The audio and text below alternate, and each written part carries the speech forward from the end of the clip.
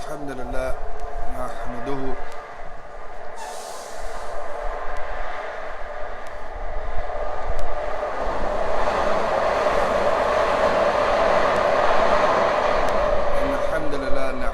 ونستعينه ونستغفره ونعوذ بالله من شرور أنفسنا ومن سيئات أعمالنا من يهده الله فلا مضل له ومن يضلل فلا هادي له وأشهد أن لا إله إلا الله وحده لا شريك له وأشهد أن محمدا عبده ورسوله وصلى الله عليه وعلى آله وأصحابه وسلم. أما بعد. Assalamu alaikum wa rahmatullahi wa barakatuh. Alhamdulillah, by the permission of Allah Jalla wa Ala, I'd like to take a time this morning to give a brief reminder, as a reminder to myself and to you all, also as a continuation from yesterday's talk, and showing the importance of the Book of Allah Azza wa Jal in the life not only of every Muslim but in the life of every talib. Alright, and you will find consistently with the people of the past, sometimes what we call the Salaf, you will find a consistent theme on how they would begin or embark on the process of learning knowledge. And one of the things they would do to begin to learn knowledge is that they will study the Quran or the Book of Allah Jalla wa Ala first and foremost before moving on. So studying the book of Allah is something that is you will find that they will begin with. يتبدى منهج السلف الصالح رضوان الله عليهم في تعظيم الكتاب والسنة جليا في أولى خطوات طلب علم وتحصيله. You will find them studying the book of Allah Jalla wa Ala first and foremost. What's going on?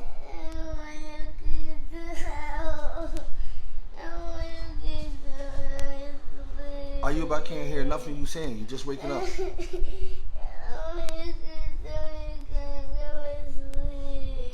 Alright, well then go lay back down, Ayub. Yeah, so what happened is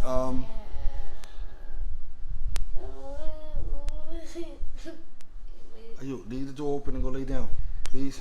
Thank you. Alright, so what happened is you will see that they will begin their talaba in a certain way. And Allah Jalla wa Ala, He talks in the Quran when He says, وَأْتُوا بُيُوتَ مِنْ أَبْوَابِهَا. And Surah Tabaqah, Allah Jalla wa Ala, He mentions about approaching the avenues or the avenues of learning, the doors from their proper channels. Sheikh Salih Fawzan Hafidhullah, in his explanation to Latatul Usul, he brings a beautiful commentary on this verse, showing that the ulama, especially from those who are the Rabbaniyun, they will start with the smaller masails, the issues that are smaller or the smaller treatises before learning those more advanced knowledge. Okay, inshallah ta'ala. Tayyib. So we wanted to highlight some points, inshallah ta'ala, that how they will begin to study, and hopefully we can go back and revisit and look at it. So he says يتبدى منهج السلف الصالح رضوان الله عليهم في تعظيم الكتاب والسنة جليا في أولى خطوات طلب علم ومبادئ تحصيله. So if you look back at the Salaf, if you look at the Salaf, and when we say the Salaf here, I hope everyone understand what we mean. We're talking about, first and foremost, you should think of the companions. We're going to mention some statements of theirs as well, but the Salaf starts with the companions, the Prophet ﷺ era, the companions, and then their students up to the A'imma, which also still fall under that when you deal with the A'imma from the Salaf. Okay, so when you look at their minhaj and their methodology when it comes to honoring the Book of Allah and even the Sunnah, you will see that the first steps that they would do when they embark upon seeking knowledge is in acquiring it with ذاك لاعتمادهم بالمنهجية في طلب العلم. You will find that what they relied on, okay, the firm steps which they took in terms of their minhaj and seeking knowledge, all right, and what was agreed upon between them, what did they focus on, and that was the beginning with the Book of Allah, then the Sunnah. And I want you to understand this point here. they would start with the book of Allah, then the Sunnah. It wouldn't start with the Sunnah first. This was not the way that you would see a lot of them when they encourage. They would not encourage a person to begin and start with the Sunnah before starting with the book of Allah. Now, and this would be at the beginning stages of one talaba, of one seeking knowledge. وَلَا يُقَدِّمُونَ عَلَيْهِمَا شَيْئًا مِنَ عُلُومٍ فِي الْغَالِبِ. And you would not find them placing anything other above these two things, meaning the book of Allah first and foremost, then the Sunnah. You will not find them placing anything from the other ulum or the other sciences. Usually you will not find them placing anything before that. You wouldn't find that. وَلَا تَكَادُ تَجِدُ عَالِمًا مِنْ عُلَمَاءِ السَّلَفِ وأنت تقرأ في ترجمته إلا وفيها أنه حفظ القرآن صغيرا وطالب حديث وهو في سنة مبكرة وهذا أمر متكرر في التراجم. And this is true. So when you open up the books, and a lot of us probably don't even read a lot of the biographies of the scholars of the past. And I think that honestly you should, because it's a word, it works as an encouragement, it is an inspiration. You should get your hands on, especially those that are in English, that are, especially if they come from sound sources, and you should read their biographies. But here it is mentioned that when you read from the biographies of the Salaf and from those scholars of the past, you're going to see in their biographies that what they do, 9 times out of 10, they memorize the Quran. You're going to see that they started off their talaba with the Quran first and foremost, and then afterwards they went into the Sunnah. All right, they went into the Sunnah afterwards. But you're normally going to see that in their tarajim, you're going to find that they have in their biographies, they have begin with the book of Allah. قال أبو الفضل الرازي رحمه الله, he says, وعلى هبدي وتحفظ كان الصدر أول ومن بعدهم فربما قرأ أكبر منهما على أصغر منه سنة وسابقة فلم يكونوا فقهاء منهم ولا محدثون ووعاد يتخلفون عن هد الله واجتهاد على استظهاره ولا مقربون منهم عن علم بما لم يسعهم جهلهم منه غير أنهم نسبوا إلى ما غلب عليهم من معرفة بحروفه أو علم بغيرها. And this is beautiful here, because Al-Razi is saying that when it came to the point of seeking knowledge, okay, memorization, learning from the Sadr Awwal. And when you hear this term Sadr Awwal, meaning the earlier Muslims, the first generations, okay, from the earlier Muslims, which is the Salaf, and even after them, it is possible that you will see that the Akbaru Minhum, that those who were from the oldest or the eldest from among them, will read on those who were younger than them in age. All right, wasabika, who are preceded, and you will not find that there will be from the fuqaha from amongst them, nor the muhaddithun, nor those who give admonition. يتخلفون عن حفظ القرآن. They will not leave off, okay, the memorization, the studying of the book of Allah, because he doesn't just say they memorize the book of Allah. So I know a lot of times when people keep hearing memorization, they somehow keep attacking the fact that you focus on memorization but you're not focused on fahm. No, that's not how the Salaf were. You know what I mean? We have the beautiful athar, what? We used to learn 10 ayats. We used to learn 10 ayats. We wouldn't proceed or go beyond those 10 ayats to do what? Until we understand them, until we learn them, until we implement them. So no one is telling you just to memorize and not understand what you memorize. No one is saying that. But what you have to understand, memorization is a part of it, and it's a crucial part of it. And if you are talib or ilm, you're going to study and you're going to memorize. It's just period. You're going to memorize. It's no such thing of talib or ilm and biduni hifz. It's no such thing as that. It's no, I'm a student of knowledge, but I don't memorize at all. That don't make sense. You have to have some memorization. And this is what you see, and this is what he's talking, because the earlier generations, before they even started writing, a lot of them, what do you think the Prophet ﷺ got from Jibreel alayhi salam? He couldn't read or write. What do you think he was doing? He was memorizing. His companions, what do you think they were doing? They were memorizing. All right? This is why you have the likes of Bukhari. How many hadith? Before him, Aisha, Abu Hurairah. Where do you think the hadith was at? It wasn't a book that they had that they was opening up reading the hadith. They was reading the hadith from their brothers. They was memorizing these hadith. So it meaning that in terms of that, even with the book of Allah, it was hifz. Hifz is important, man. You cannot belittle hifz. Hifz is extremely important, especially when it comes to talib ilm. So it says here that you will find them not leaving off the memorization of the Quran. Also being diligent and making that apparent. That they what? Memorize the book of Allah. وَلَا مُقَرِّبُونَ مِنْهُمْ عَنِ عِلْمِ بِمَا لَمْ يَسْعَهُمْ جَهْلٌ مِنْهُ. And you will not find وَمُقَرِّبُونَ مِنْهُمْ, those who are seeking their, closer to them in knowledge, okay? You will not find them in the terms of being that which they are ignorant of. على أنهم نسبوا إلى ما غلب عليهم من المعرفة بحروفها العلم وبغيرها. Okay, because they will learn the meaning of the huruf and the knowledge other than it. قال Ibn Abdul Barr rahimahullah, he says طالب علم الدرجات. He says seeking knowledge have many stages, many levels. Okay, so we say ومناقل راتب ولا ينبغي تعديها he says ومن تعداها جملة فقد تعدى سبيل السلف رحمه الله من تعدى سبيلهم عامل الضل ومن تعداها مجتهدا أزل فأول علم وهذا كتاب الله. He said in the beginning of those stages of knowledge is that the one begins with the memorization of the book of Allah. وقال إمام النووي رحمه الله وكان السلف لا يعلمون حديث والفقه إلا لمن حفظه القرآن. That Ibn Nawawi, he says that when he says that the Salaf, they did not begin to learn hadith nor fiqh except after memorizing the book of Allah. Alright?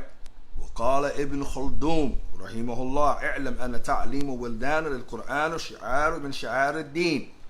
That he says, know that teaching and educating the children with the book of Allah, with the Quran, is from the signposts of the deen. أكد به أهل الملة ودرج عليه في جميع الأسرارهم. وهذا منهج السلف هو منهج الشرع ويمكن استدلال له بحد النبي صلى الله عليه وسلم في تعليم في كثير ما تسمع عليه في تسمع من الصحابة إذا روى حديث النبي صلى الله عليه وسلم في تعليمه لهم شيئا من العلم قال كان يعلمنا كذا كما يعلمنا السورة من القرآن. And so he brings a beautiful point. He says if you listen to a lot of the ahadith from the companions, they will say that we learned, the Prophet ﷺ used to teach us this thing just like he taught us the surah from the Quran, or just like he taught. And this wording comes a lot in hadith. So if you hear hadith like that, which indicates or shows that the Quran was first, what indicates or shows that the Quran was first. And I want to make a point here.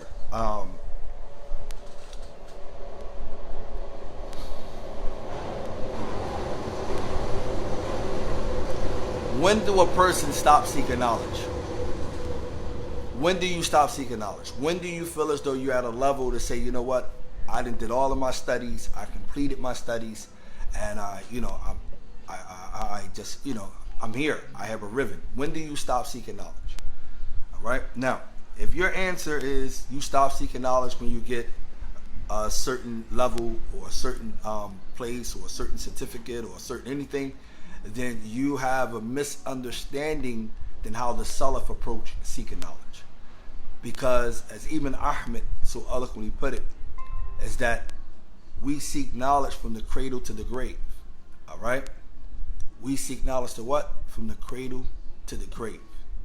Seeking ilm is istimrar. The Prophet ﷺ says, إِنَّمَا الْعِلْمَ بِالتَّعَلُّمِ, that learning knowledge is by way of learning, okay? That you have to learn, right? Istimrar, consistently. If you look at Al-Hasan al-Basri, rahmatullahi ta'ala alayhi, okay?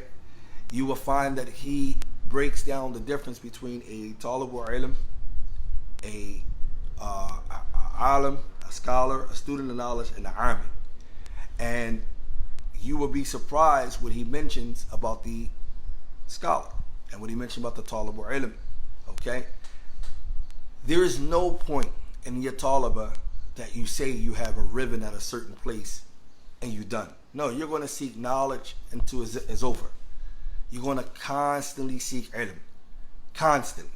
Okay? There are going to be certain parts in your life, if Allah bless you to be of those who study at an early age, there are going to be certain parts in your life you're going to find that you're going to be stronger in certain areas, or you understand.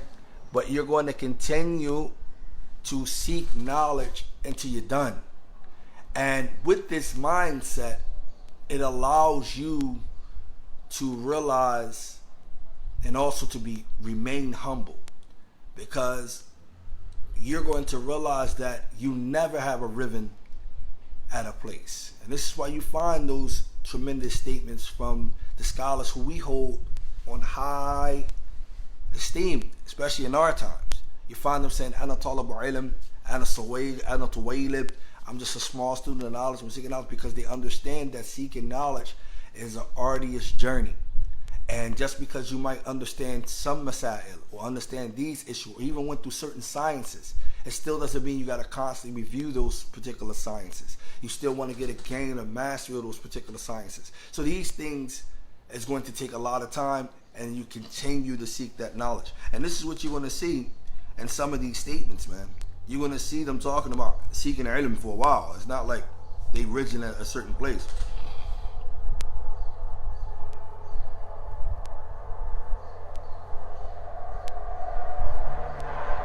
So also what can be indicated or shows as a proof is what comes in the hadith of Hudayfa ibn Yaman. That the Prophet ﷺ, he says, "Inna amana nazala fi jadr qulub al-rijal thumma alimu min al-Qur'an thumma alimu min as-sunnah." Al-hadith, that the amana came down, all right, within the jadr qulub al-rijal, all right, the hearts and the breasts of the men.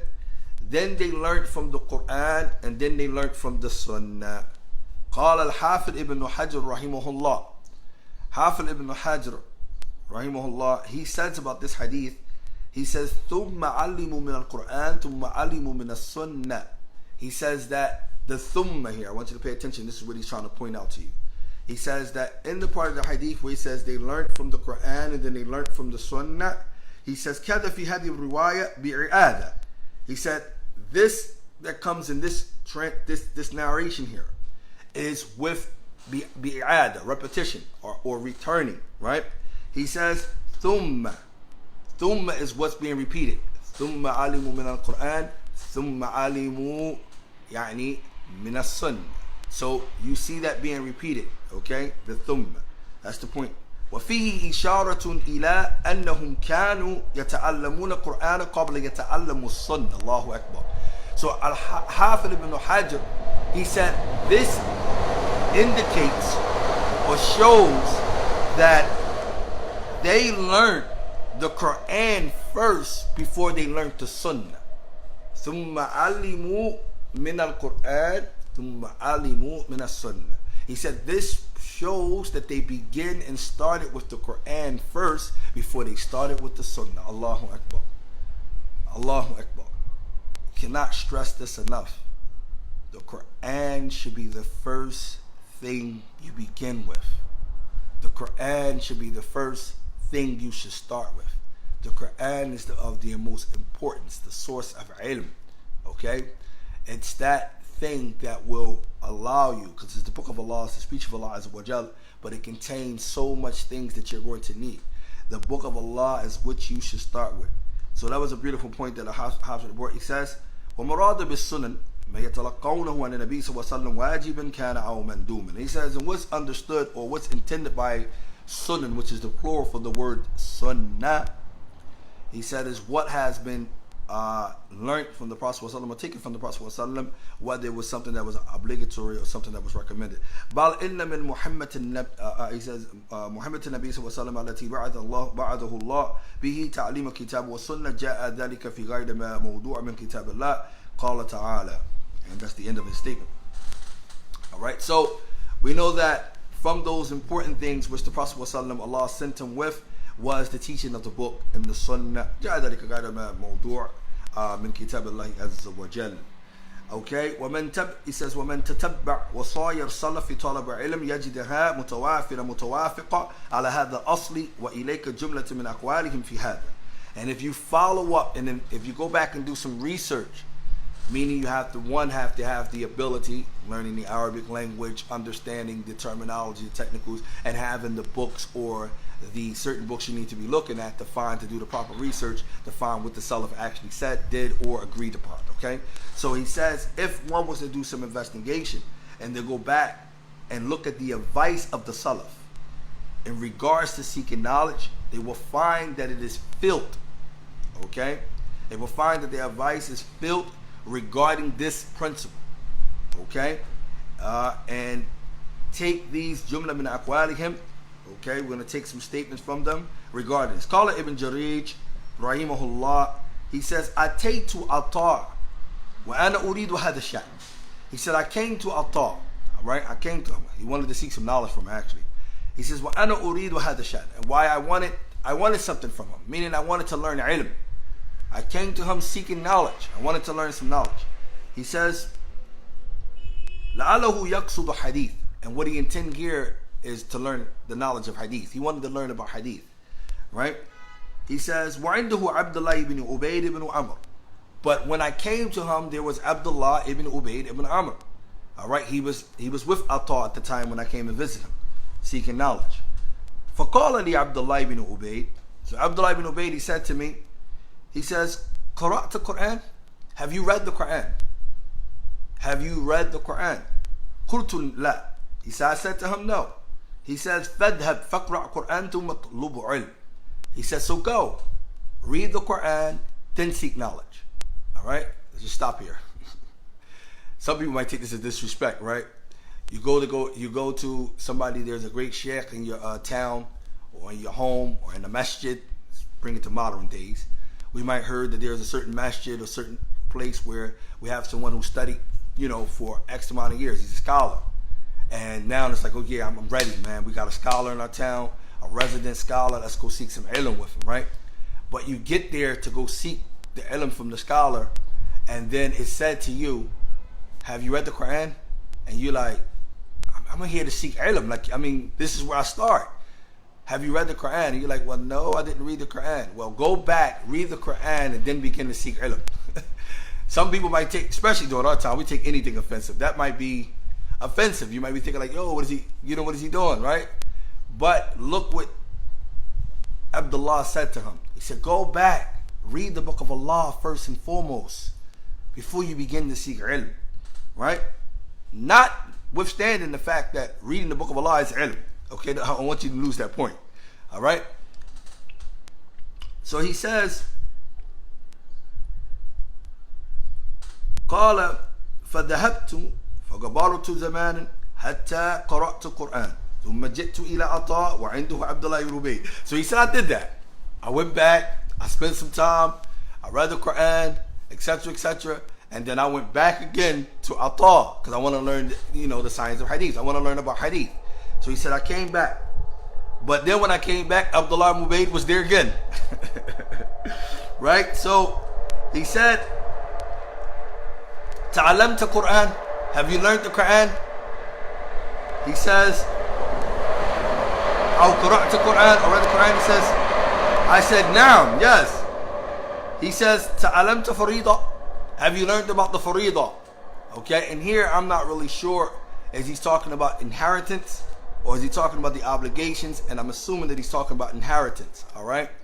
And he says, have you learned the Faridah? Okay. قلت لا. So I said no. All right. He says, فَتَعَلَّمُ فَرِيضًا. He says, so go learn about the Faridah. ثُمَّ طُلُبُ عِلْمٍ. Then go seek knowledge. He says, قال فتلقت فريضة ثم جئت فقال تعلمت فريضة قلت نعم. So look what he had him do. He had him go back. First of all, he had to learn the Quran. Then he had to learn about the Faridah. Like I said, I'm not really sure what he's saying. The obligations was in the Quran or the inheritance. So he had him learn about that, right? Then he had him come back afterwards and he says, have you learned it? He says, yes. He says, Al-an fatlubu ilm. He says, now you're ready to seek knowledge. Right? What do we get from all this? The point I'm trying to make. That the starting with the book of Allah should be the most tantamount thing that you do. The houses of the Muslims in any city, in any area, should be filled with the recitation of the Book of Allah. Instead of every room in the house having iPads, having laptops, and all these different things, it's amazing that we don't have libraries in our children's room. That we should be hearing the buzzing of the Book of Allah being recited. We should be hearing the parents recite the Book of Allah. We should be hearing the mothers recite the Book of Allah.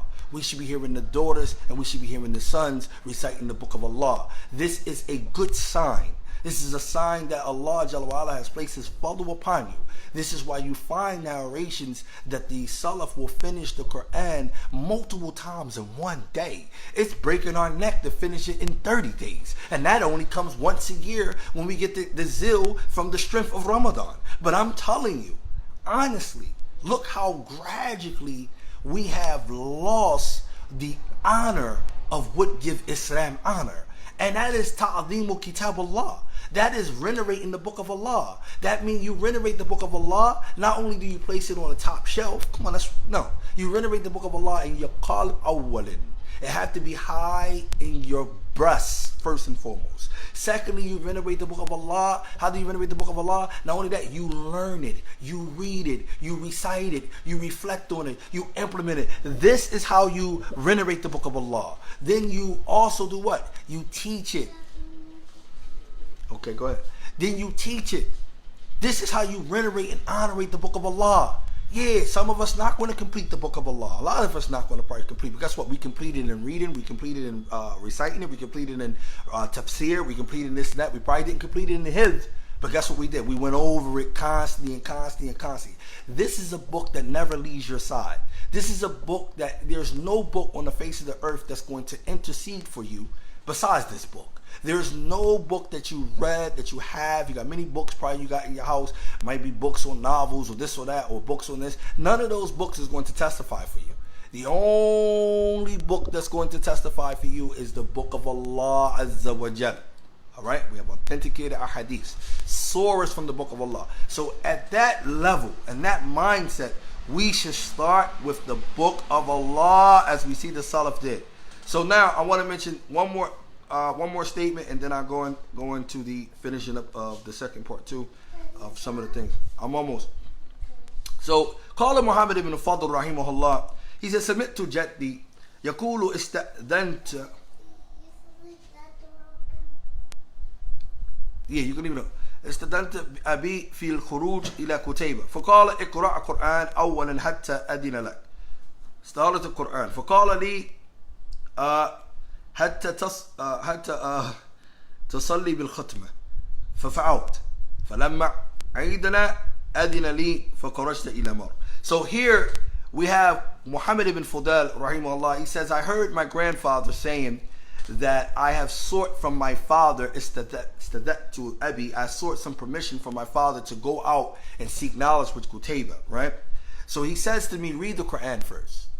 My grandfather told me, well, he says my father pretty much. It's his grandfather, but the father of his grandfather. So look, go read the Quran first. Pump your brakes a little bit. Let's go read the Quran first. He says, then I will grant you permission. He says, so then I done that. All right. He says, so he said to me,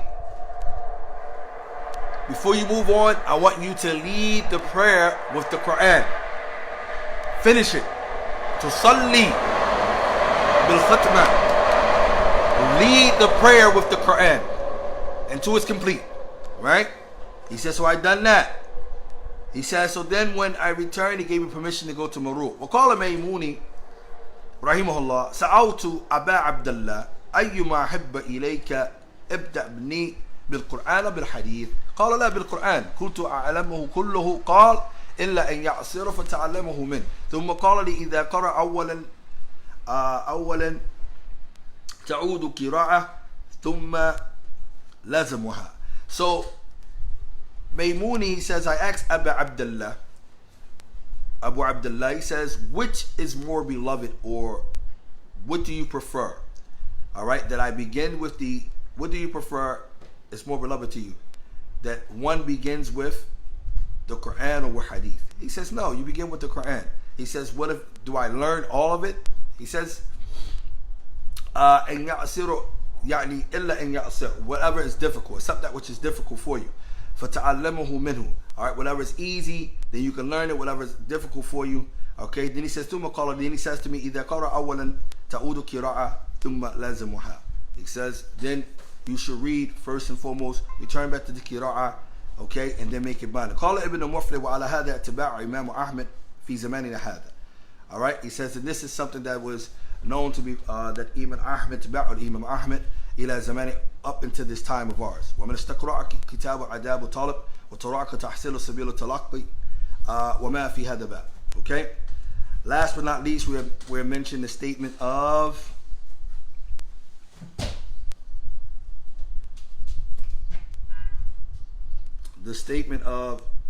Imam Nawawi. I think I forgot to mention something. He says 17 years. All right, so yeah, we mentioned the statement of Imam Nawawi. He says, وَيَنْبَغِي أَنْ يَبْدَأَ مِنْ دُرُوسِهِ عَلَى مَشَيْخِ وَفِي الْحِفْظِ وَتَقْرَارُ مَطَالِيَ بِالْحِمَّةِ فِي الْأَهِمِّ وَأَوَّلَ مَا يَبْتَدَأُ بِهِ حِفْظُ القُرْآنِ عَزِيزٌ فَهُوَ أَهَمُّ عُلُومٍ. So even Imam Nawawi, he says that it is befitting that one begins his lessons with the mashayikh, and regarding to hifz and repetition and looking over those things which is more important for that which is more important. And the first of those things which one should begin with is the memorizing of the Quran al-Aziz, but it is the most important of the sciences. So I mean, I think that suffice enough that we see from the illustrious imams of the past, even from the hadith what Ibn Hajar brought, showing that the hadith of Hudayfa, showing that the Quran should be something that we should start with first and foremost. And I know a lot of us, man, we're getting a little bit older. A lot of us are in adulthood. We're in our 40s, you know. A lot of us are not young like shababs, and some of us are, you know. Hold on, yes, yeah. So when you look at that, it shouldn't deter you that you should put an age limit on talab ilm, because the companions with one Allah Ta'ala alayhim, they did not put an age limit on talab ilm. All right, and you don't have to put an age limit on it. You don't have to say, okay, I'm 50 or 60 years old, so I can't learn ilm. No, even if you learn one verse and you understand that one verse and you go through the process of that one verse, you understand and you studied it and so forth and like that, that is ilm, that is knowledge. That one verse is going to bring you enlightenment and bring you closer to your Lord, even if you have one hadith. Okay, so don't think that seeking ilm is cut off from you. No, you should seek knowledge. All right, Tayyib, you please let me finish this real quick. Yeah, let me send this please. Okay, thanks. Okay, so when dealing with the isti'adah, when reciting Quran or outside of Quran, what is the isti'adah? Sometimes you hear the word isti'adah, it means to say a'udhu billahi minash shaitanir rajim, right? That's one way. Actually, it's reported the Prophet ﷺ said it another way, and multiple ways you can say the isti'adah. However, we're going to keep it brief according to what the author brings here. Okay, we're going to deal with the ruling of the isti'adah. We're going to deal with the way that it's supposed to be said, or the form, and we're going to deal with the different places or circumstances when it should be used. All right, what is the ruling of isti'adah? What is the actual ruling? The ruling, and there's different opinion, the ruling is, from the majority of scholars, is that it's mustahab, that is recommended, that it's not obligatory, that it's recommended to say the isti'adah. All right, also it is said that it is wajibatun 'inda al-bad' bil-qira'ati fi awwal as-surah aw fi wasatiha. Also it is said that it is obligatory when one begins his recitation, either in the beginning of the surah or during the middle of the surah, he should say the basmalah. He should say the isti'adah. All right, and the proof of that, okay, I love you too, are you, please can you, and the proof of that is the statement of Allah Azza wa Jal. I said I love you too, are you? He says, وَدَلِيلُ ذَلِكَ قَوْلُهُ تَعَالَى فَإِذَا قَرَأْتَ الْقُرْآنَ فَاسْتَعِذْ بِاللَّهِ مِنَ الشَّيْطَانِ الرَّجِيمِ. Allah says in Surah An-Nahl, which is a beautiful ayah, Allah says when you read the Quran, فَإِذَا قَرَأْتَ الْقُرْآنَ فَاسْتَعِذْ, which is come a command, seek refuge with Allah from the accursed shaitan. وَلَا خِلَافَ فِي أَنَّ إِسْتِعَاذَ لَيْسَ مِنَ الْقُرْآنِ الْكَرِيمِ. So there is no difference of opinion amongst the ulama in terms that the isti'adah is not an ayat from the Quran. All right, There's no verse independent by itself that says A'udhu billahi minash shaitanir rajim. No, in that verse Allah commands, but that's a verse where it's just the isti'adah by itself. So there's no different opinion from that. وَلَكِنَّهَا تُطْلَبُ عِنْدَ تِلَاوَةِ الْقُرْآنِ. However, it is required that one recites it, or required that one does it when he recites Quran. Okay, what is the way that, or the selective way that you should say the isti'adah?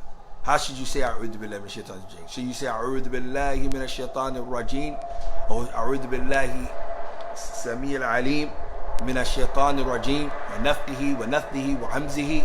There are many different ways. Which one? We're going to say the most easiest way. Always remember this, brothers and sisters. When it comes to learning, you always approach it from the most easiest way. Okay? Stop you. The name of the book I'm coming from is called Al-Mulaqas Al-Mufida fi Ilm Al-Tajweed. The actual author of this particular book, he is also the Mudarris of the Quran al-Quran wa Tajweed bil Masjid al-Nabawiyya Sharif in Medina. At the end of this tremendous book, he shows you his ijazat from his teachers. It's a beautiful book. It's a Mulaqas al-Mufid fi Ilm Al-Tajweed. So it's like it's a beneficial summarization dealing with the science of Tajweed.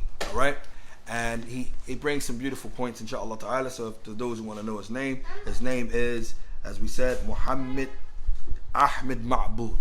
Muhammad Ahmed Ma'bud. Anyway, he says here that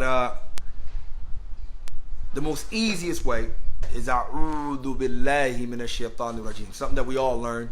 A'udhu billahi minash shaitanir rajim. All right. وهذه هي الصيغة التي ورد الأمر بها في سورة النحل. And this particular way that it is said is what is actually reported in the verse we just read. When Allah says, فَإِذَا قَرَأْتَ الْقُرْآنَ فَاسْتَعِذْ بِاللَّهِ مِنَ الشَّيْطَانِ الرَّجِيمِ. So in that verse we see that. أَعُوذُ بِاللَّهِ مِنَ الشَّيْطَانِ الرَّجِيمِ. That's the wording we see in the verse itself. Okay? It's easy. Now, how many incidents or circumstances or places where one will say the isti'adah? Are you please let me finish this? All right. He says the isti'adah have 4 circumstances or 4 places. 2 of them is when you're going to say the isti'adah out loud. Okay. 2 of them you're going to say them audibly, and 2 of them you're not going to say it audibly.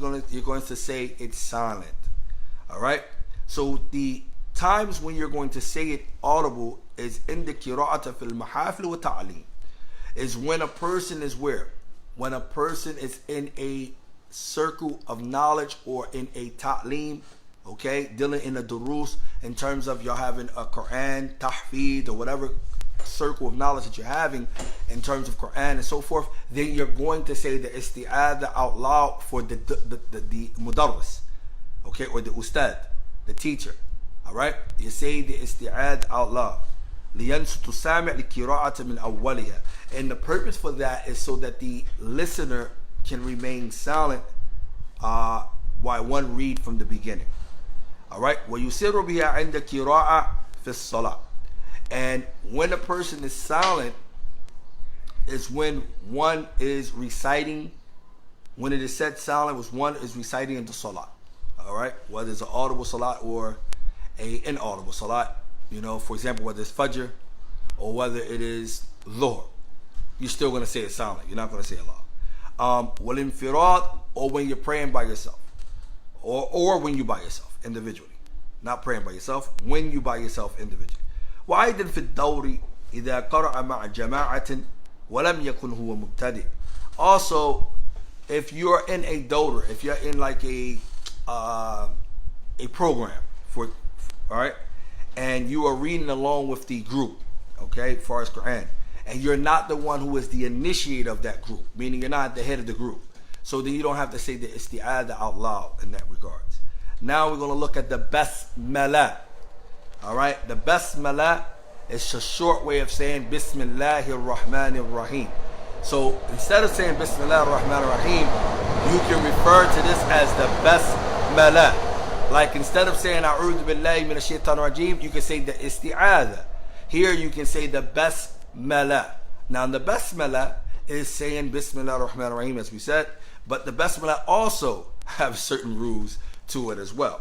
Now, how is the Basmala to be said? What is its ruling? And what are the circumstances or the places or the conditions where one will say them? First, let's deal with the way that the Basmala is said. Okay, the siga for the known way of the Basmala is Bismillahir Rahmanir Rahim, right? In the name of Allah, to the end.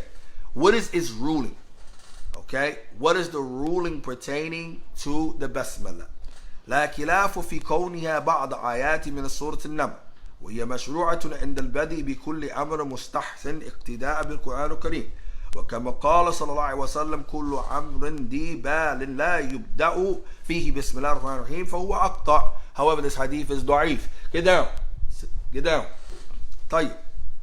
So, there is no opposition in regards to the fact that the Basmala is seen as an ayat from Surah Al-Naml, okay, as it comes in Surah Al-Naml dealing with Sulaiman and Bilqais. Alright, Surah Al-Naml is the 27th chapter of the Quran. There is a verse that mentioned the Basmala. Other than that, it's not a verse from the Quran. Other than that, the Basmala is not an independent verse from the Quran. There is difference of opinion concerning that, but nonetheless, it's not a verse from the Quran. Ayub, put it down. So Tayyib, Ayub, wait please. He says so. Mentioning here, he says, and it is legislated, or it is preferable that when one begin any affair, that one begins by imitating the noble Quran. And it is best that he begins with imitating the noble Quran. Right? وَكَمَا قَالَ صَلَى اللَّهُ عَلَيْهِ وَسَلَّمَ, as the Prophet ﷺ says in the hadith I just mentioned to you that is da'if, that كُلُّ أَمْرٍ ذِي بَالٍ لَا يُبْدَأُ فِيهِ, every affair which does not begins with it, Bismillah ar-Rahman ar-Rahim, then it is cut off, meaning that his blessings is all, أي ناقص, meaning that it's deficient. لكن خلاف في كون آية من كل سورة وآية من الفاتحة. Also, there is a difference of opinion regarding it being a verse from every surah and a verse from Surah Fatiha. وَمَذَهَبُ حَفْص and Asim. And I like the fact that he mentioned this here because most of us recite Hafs and Asim. A lot of us don't know the other different qira'ats. So recite, yes, can you wait, Ayub, please? Just wait. Most of us don't recite from the methodology of Hafs and Asim. Alright? أَنَّهَا آيَةٌ مِنَ الْفَاتِحَةِ. So when we most of us recite from Hafs and Asim. So Hafs and Asim, according to him, is the ayat is from Al-Fatiha, وَمِن كُلِّ سُورَةٍ إِلَّا سُورَةَ بَرَاءَةٍ. Alright? And every surah except Surah Bara'ah, which is the 9th surah, which is known as Surah Tawbah, which is 9th surah. Alright? وَيُفْصَلُ بِهَا بَيْنَ السُّورِ كُلَّهَا. And it is used as a divider between all of the surahs. It is used as a divider between one surah to another surah. Alright? إِلَّا بَيْنَ أَنْفَالِ وَبَرَاءَ, except between Surah 8 and Surah 9. Okay? Now, Surah 8 and Surah 9 doesn't have a Basmala in between. Because Surah Bara'ah starts off Bara'atun min Allahi wa rasulihi al-ayah, right? It doesn't have a Basmala. Now, Anfal from A'raf, from Surah 7 to Anfal, Surah 8, does have a Basmala there. So it starts at the divider. Alright? He says, وَعَلَى هَذَا قُولْ تَجِبُ قِرَاءَتَهَا فِي الصَّلَاةِ. He says, at any rate, according to one opinion, is that it is to be recited in terms of, meaning the Basmala, in person's prayer. أما قراءة في he says في أواصل الصواو فاختيار حاصل القارئ فإن شاء قرأها وإن شاء اكتفى بالاستيعاب.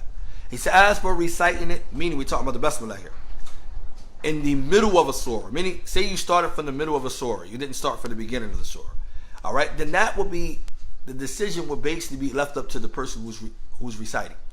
Okay, if he wants to say the Basmala, he can, and if he doesn't want to say the Basmala, he doesn't have to. It's no sin. All right, but he can suffice himself with just saying the isti'adah, because if you're going to read the Quran, you should say the isti'adah anyway from the ayat in Surah Al-Nahl that we mentioned. فَإِذَا قَرَأْتَ الْقُرْآنَ فَاسْتَعِذْ بِاللَّهِ مِنَ الشَّيْطَانِ الرَّجِيمِ. As far as the Basmala, then it's said in the beginning, or it can be said in the middle, and that pretty much is left up to the person who's reciting. Now, how many circumstances or incidents that the Basmala is to be said in the wasli bayna suratayn? Okay, and the connecting between two surahs. How is the basmala is to be recited? All right. Now, between two surahs, there are 4 circumstances in wherein the basmala can be recited. All right. 3 of them are permissible, and the last one is impermissible. Okay. Now, I'm going to explain what he meant so that you can get this. He says the first circumstances where it is permissible is that a person separate between all of them. In other words, he separate between the last or the ending of the surah that came before from the basmala and from the basmala from the beginning of the surah that comes next. Let's give you an example. Okay. وَلَمْ يَكُنْ لَهُ كُفُوًا أَحَدٌ. You stop. All right. Bismillahirrahmanirrahim. You stop. Qul a'udhu bi rabbil falaq. Right? Now you stop. So what I did is I separated from the end of Surah Ikhlas, and I said the Basmala separately, and I separated it from the beginning of Surah Falaq. All right? So that's what he means. That is permissible. All right? That right there is permissible.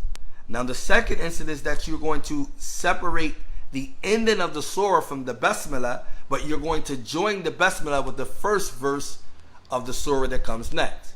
Now let's look at that again. وَلَمْ يَكُنْ لَهُ كُفُوًا أَحَدٌ. I stop. That's the end of the surah. Bismillahirrahmanirrahim. قُلْ أَعُوذُ بِرَبِّ الْفَلَاقِ. Now I just connected the basmala with the first verse of Surah Falaq. So that's the second incident in the way that the basmala can be said between two surahs. Now remember, these are 2 permissible ways. Now the third way is permissible as well. It's where you're going to join all of them together. Not like the first one where you separate all of them, you're going to join them. وَلَمْ يَكُنْ لَهُ كُفُوًا أَحَدٌ بِسْمِ اللَّهِ الرَّحْمَنِ الرَّحِيمِ قُلْ أَعُوذُ بِرَبِّ الْفَلَاقِ.